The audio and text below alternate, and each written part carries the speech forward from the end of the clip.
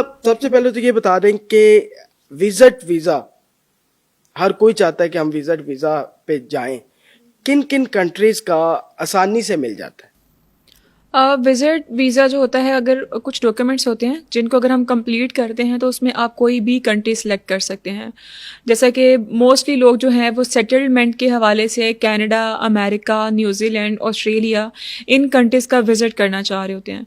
तो ये वो कंट्रीज़ हैं जिनका वीज़ा ईज़िली मिल जाता है अगर आप उनके डॉक्यूमेंट्स को बहुत अच्छे से कंप्लीट करके एम्बेसी तक वो पहुँचाते हैं तो। लाहौर में कई जगहों पे लोग बैठे हैं जो ये दावा करते हैं हम 3 दिन के अंदर आपको कनाडा का वीज़ा दे देंगे, और कई यहाँ तक दावा करते हैं 24 घंटे के अंदर आपने अपना पासपोर्ट लेके आना, 2 तस्वीर लेके आनी है, आपको वीज़ा मिल जाएगा। ऐसा मुमकिन है कनाडा का वीज़ा? ऐसा बिल्कुल भी पॉसिबल नहीं होता है। हमारे पास बहुत ज़्यादा क्लाइंट्स आते हैं जो इस तरह के फ्रॉड एक्टिविटीज़ का शिकार हो चुके होते हैं। जैसे कि एम्बेसी का एक टाइम पीरियड होता है, एक टाइम फ्रेम है, उनकी वेबसाइट पे सर्च कर सकते हैं जाके।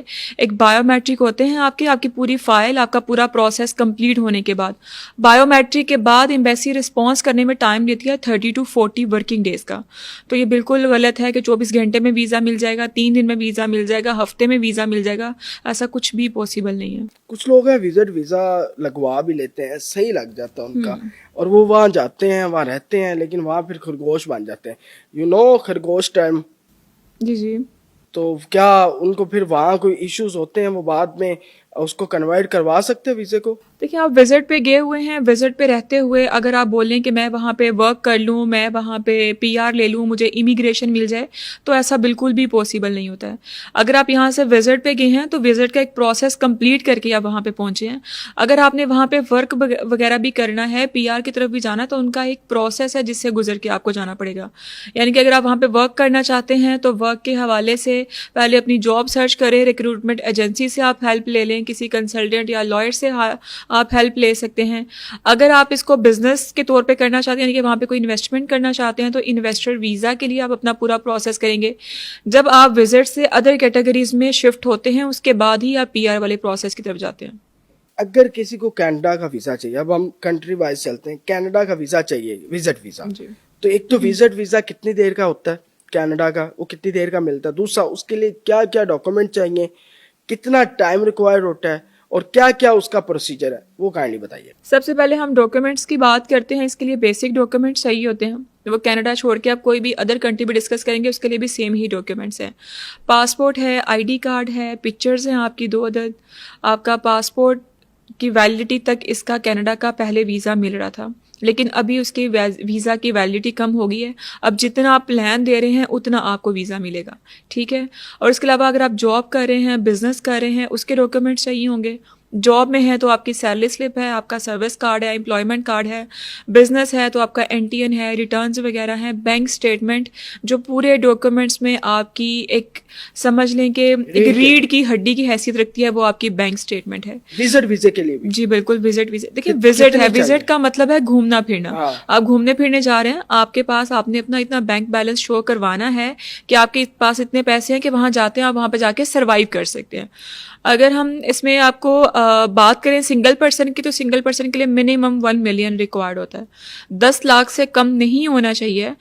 बाकी आप उसको 15 करें, 20 करें, 50 कर लें, जितना मर्जी आप उसको ज़्यादा कर लें, वो आपके लिए ही प्लस पॉइंट है। फैमिली है तो कम से कम 2.0 3.0 मिलियन तक लाजमी होना चाहिए। तो ये कितनी देर में ये वीज़ा मिल जाता है? पासपोर्ट, अगर ये सारे डॉक्यूमेंट्स सही अंदाज से पहुंचाए जाएं एम्बेसी के अंदर, तो कितनी देर में? और ये स्टिकर वीज़ा होता है या ई वीज़ा? इसका जो प्रोसेस टाइम होता है, मैंने आपको बताया कि एम्बेसी की तरफ से 45 वर्किंग डेज का टाइम होता है, और इसका ये स्टिकर वीज़ा होता है। प्रोसेस सारा इसका ऑनलाइन है, डॉक्यूमेंट्स ऑनलाइन चाहिए, आपके बायोमेट्रिक होने हैं सिर्फ जाके जारी में। उसके बाद एम्बेसी का टाइम है रिस्पॉन्स करने का। रिस्पॉन्स जो है वो आपको जैसे ही आता है तो आपका वो वीज़ा स्टिकर होके ही आता है। एम्बेसी आपका पासपोर्ट होल्ड नहीं करेगी, अप्रूवल लेटर आएगा, उससे कंफर्म होगा कि आपका वीज़ा लग चुका हुआ है। फिर अपना पासपोर्ट आप जमा करवाएंगे एम्बेसी में, 3 से 4 दिन के बाद आपका वीज़ा स्टिकर होके आ जाएगा। तो इस वीज़ा को लगवाने के लिए कोई भी कंसल्टेंट या एजेंट या कोई भी अदर पर्सन है वो आपका पासपोर्ट होल्ड नहीं कर सकता। पासपोर्ट सिर्फ एम्बेसी में ही होल्ड होता है। अच्छा, विजिट वीज़ा की कनाडा की बात होगी, अब करते हैं यूके की बात। बहुत सारे लोग यूके भी जाना चाहते हैं और कहते हैं कि बहुत महंगा वीज़ा है। उसका ये बता दें कि उस वीज़े के लिए कितने पैसे चाहिए होते हैं, कितनी स्टेटमेंट चाहिए होती है, और डॉक्यूमेंट्स तो ये सेम ही है सब। देखिए, महंगा वीज़ा की आपने बात की है, महंगा सस्ता ये हमने खुद से ही बनाया हुआ है। अब जो वीज़ा फीस है वो तो वही ही है। अब इसकी जो एम्बेसी की फ़ी है वो 110 पाउंड है, वो तो आपने पे करनी ही है। वो पाकिस्तान तकरीबन 50,000 के करीब बन जाएगा मैक्सिमम भी, अगर हम जाएं तो। इसमें मेरा नहीं ख्याल कि बहुत महंगी कोई चीज़ है। 50,000 में वीज़ा मिल रहा है। 50,000 वीजा फीस है। अब कंसल्टेंट एजेंट आपसे जितना मर्जी चार्जेस, आपने महंगे की बात की तो इसका मतलब है कंसल्टेंट या एजेंट आपसे 25-50 लाख तक डिमांड कर रहा है तो ही महंगा वीजा बना ना। वरना अगर कोई भी एजेंट आपसे सिर्फ अपनी कंसल्टेंसी चार्ज कर रहा होगा, वो कितनी चार्ज कर लेगा? मैक्सिमम 1 लाख कर लेगा, 2 लाख कर लेगा, 3 लाख कर लेगा, इससे ज्यादा एक्सीड करता ही नहीं है। तो वैसे टोटल कितनी अमाउंट में यूके का वीज़ा लग जाएगा? एम्बेसी फ़ी आपको मैंने बता दिया हुआ, इतनी एम्बेसी फ़ी है। बाकी आप खुद आगे से समझदार हैं। हर बंदा जिसने वीज़ा के लिए बाहर जाना होता है उसने वर्किंग की होती है कि मैंने अगर कोई भी अच्छा कंसल्टेंट या एजेंट देखना है तो वो मैक्सिमम मैं उसको कितना पे कर सकता हूँ। फ्रेश पासपोर्ट पे यूके या कनाडा का वीज़ा लग जाता है? कोई भी कंट्री है उसके लिए आपके पासपोर्ट फ्रेश हो या ट्रैवल हिस्ट्री हो, वो तब तक आपको वीज़ा ग्रांट नहीं होगा जब तक आप उनकी रिक्वायरमेंट्स को पूरा नहीं करेंगे। अब जैसे कि एम्बेसडर अपनी सेटिस्फेक्शन चाहता है कि अगर आप टूर करने जा रहे हैं तो आप वापस आ जाएंगे, इसके लिए आपने अपना कोई सॉलिड प्लान देना है। अपना कवर लेटर, अपने डॉक्यूमेंटेशन, सारा कुछ इस तरीके से आप उनको अरेंज करें, इस तरीके से रेडी करके एम्बेसी को प्रेजेंट करें जिससे आपको भी क्लियर हो सके कि मेरे इसमें कितने चांसेस हो सकते हैं वीज़ा लगने के लिए। और जहाँ तक यूके की बात है, यूके एक ऐसा कंट्री है जो आपको फ्रेश पासपोर्ट पे वीज़ा देता है, लेकिन उसके लिए आपकी बैंक स्टेटमेंट बहुत अच्छी होना चाहिए। अच्छी होने से मतलब ये बिल्कुल भी नहीं है कि 50 लाख की 1 करोड़ की स्टेटमेंट हो। अगर आप 10 लाख की भी स्टेटमेंट उसको दे रहे हैं, वो आपने इस तरीके से उसको प्रिपेयर किया हो कि आपकी इन आउट जो भी आपका क्रेडिट या डेबिट उसमें हुआ है वो आपका इस तरीके से हो कि आप एक एक अमाउंट का उसको प्रूफ दे सकें। अब जैसे कि एक क्लाइंट है, उसकी एक नॉर्मल रूटीन में बैंक स्टेटमेंट चलती आ रही है 10 लाख 20 लाख, मैक्सिमम उसमें 2 लाख आ गया, 3 लाख आ गया। इससे हटके एकदम से उसमें 50 लाख आ जाएगा, 20 लाख आ जाएगा, 40 लाख आ जाएगा, तो वो उसकी नॉर्मल रूटीन से हटके एक उसमें इन आउट हुआ है। तो उसका आपने कोई एम्बेसी को एविडेंस देना है कि ये मेरी पेमेंट कहाँ से आई है, कहाँ पे गई है।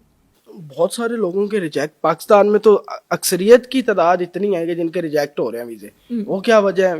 वीज़ा रिजेक्ट क्यों होता है? देखिए, वीज़ा मैंने आपको पहले बताया कि वीज़ा रिजेक्ट हो सकता है क्योंकि वीज़ा की 100% गारंटी नहीं होती है। मैं क्या कोई भी अदर पर्सन भी आपको 100% गारंटी नहीं दे सकता है वीज़ा की, क्योंकि वीज़ा देना होता है एम्बेसडर ने। आप पे ये डिपेंड करता है कि आप अपने डॉक्यूमेंट्स में अपनी चीज़ों में कोई कमी ना छोड़ें ताकि आपको बाद में रिग्रेट ना हो कि मैं ये भी डॉक्यूमेंट दे देता, ये भी डॉक्यूमेंट दे देता। डॉक्यूमेंट्स वही हैं जो मैंने आपको 4 से 5 बताए हैं, यही डॉक्यूमेंट चाहिए होते हैं। इनको आप अपलोड करके, हाँ, एम्बेसी को कभी भी गलत इन्फॉर्मेशन पास ना करें। गलत इन्फॉर्मेशन से मतलब है कि जैसे कि स्टेटमेंट है, मोस्टली लोग अपनी स्टेटमेंट फेंक देते हैं कि आपकी स्टेटमेंट में पड़ा हुआ है जैसे कि 5 लाख 7 लाख, आप उसको शो करवा रहे हैं, फॉर्म में लिख रहे हैं 20 लाख 30 लाख, ये गलत इन्फॉर्मेशन है। और दूसरा गलत इन्फॉर्मेशन ये कि आपने कभी किसी अदर कंट्री में अप्लाई किया है। मोस्टली लोग ऐसा करते हैं, विजिट अप्लाई कर रहे हैं, साथ वर्क अप्लाई किया हुआ है, स्टूडेंट अप्लाई किया, उनमें रिफ्यूजल्स आ गए हैं लेकिन वो मेंशन नहीं कर रहे होते हैं, या आपके पुराने रिफ्यूजल्स होते हैं वो आप मेंशन नहीं कर रहे होते, ट्रैवल हिस्ट्री होती है वो आप मेंशन नहीं कर रहे होते हैं। जब आप गलत इन्फॉर्मेशन एम्बेसी को देते हैं उसमें रिफ्यूजल के साथ साथ आप पे बैन भी लगता है।